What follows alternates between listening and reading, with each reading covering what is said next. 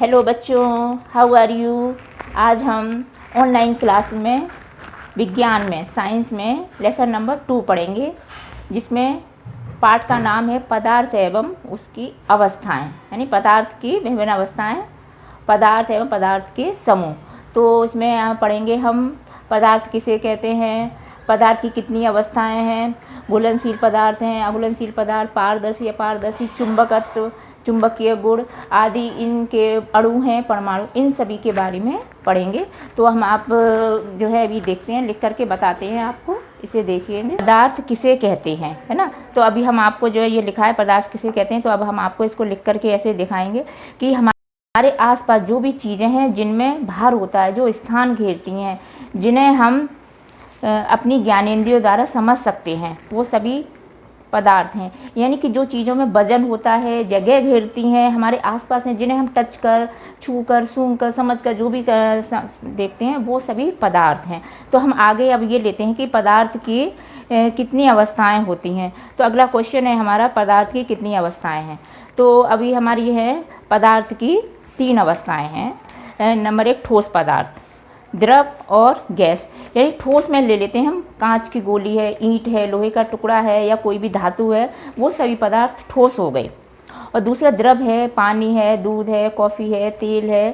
तो ये सभी चीज़ें जो हैं ठोस में आ गई हैं, ठोस यानी द्रव में आ गई हैं। पानी, दूध, तेल, जो कि जिस बर्तन में हमें डाल दो उसी की आकृति में आ जाती हैं, और इनकी हम मापन जो है लीटर में करते हैं। तीसरा है गैस अवस्था। तो गैस में जैसे कपूर है, अगरबत्ती का धुआं है, तो जैसे हमने कपूर को जलाया तो जलने के बाद वो गैस अवस्था में परिवर्तित हो जाता है। अगरबत्ती को जलाते हैं तो उसका धुआं जो है धुआं में परिवर्तित हो जाती है। तो ये हमारी गैसीय अवस्था हो गई। इस प्रकार पदार्थ की हमारी 3 अवस्थाएं हो गई।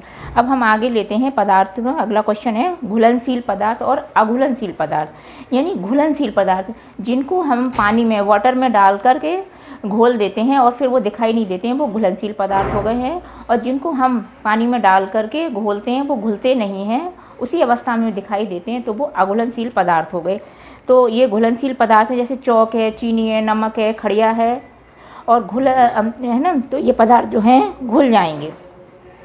और अघुलनशील पदार्थ कांच है, पीतल है, तांबा है, लकड़ी है, ये चीज़ घुलेंगी नहीं।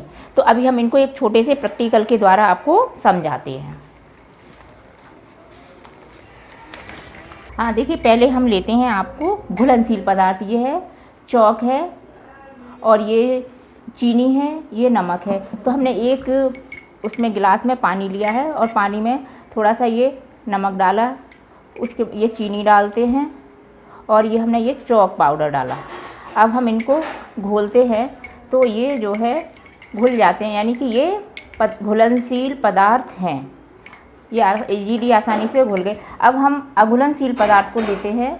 तो अभी हमने अघुलनशील जो पदार्थ बताए जो पानी में घुलते नहीं हैं, यानी हमने एक गिलास में पानी लिया, उसमें ये है एक पत्थर का टुकड़ा डाला, ये लोहे की कील है, ये जो है ये कांच का टुकड़ा है, ये धातु है कोई, इसको हमने डालते हैं और पानी में घोलते हैं। तो ये पानी में घुलते ही नहीं हैं। इस तरीके से ये हमारे अघुलनशील पदार्थ हो गए। इस तरीके से हमने घुलनशील और अघुलनशील पदार्थों को जाना।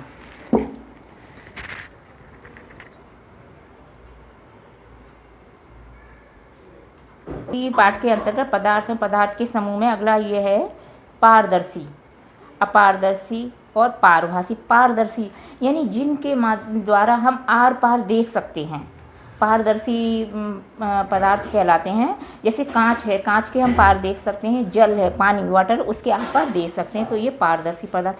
अपारदर्शी जिनके हम आर पार देख नहीं सकते, उन पदार्थों को अपारदर्शी पदार्थ कहते हैं। जैसे लकड़ी के हम आर पार नहीं देख सकते, कागज़ है, कागज़ के आर पार नहीं देख सकते। अब अगला है ये पारभासी पदार्थ, यानी कि जिसमें हमें दिखाई तो देगा लेकिन एकदम स्पष्ट नहीं दिखाई देगा, बिल्कुल आंशिक दिखाई देता है। जैसे तेल लगा हुआ कागज़, पेंट लगा हुआ कांच, इनके आर पार देखेंगे तो कुछ हमें दिखाई देगा लेकिन क्लियर नहीं होगा।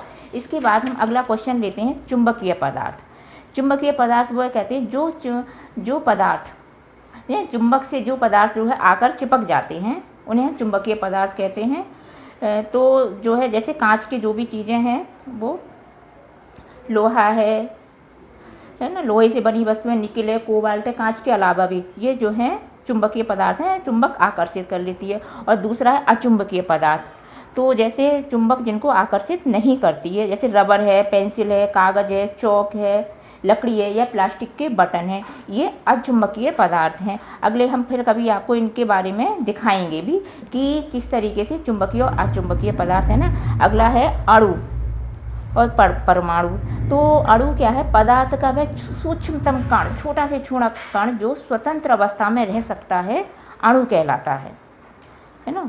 और परमाणु, किसी पदार्थ का वह सूक्ष्मतम कण स्वतंत्र अवस्था में नहीं रह सकता, परमाणु कहलाता है। तो अभी ये क्वेश्चन जो हैं हुए हैं, इनको आप जो हैं ध्यान से पढ़िए और इनकी कॉपी बनाइए। इस तरीके से आपका ये पदार्थ और एवं पदार्थ के समूह, ये चैप्टर आपका यहीं पर समाप्त होता है।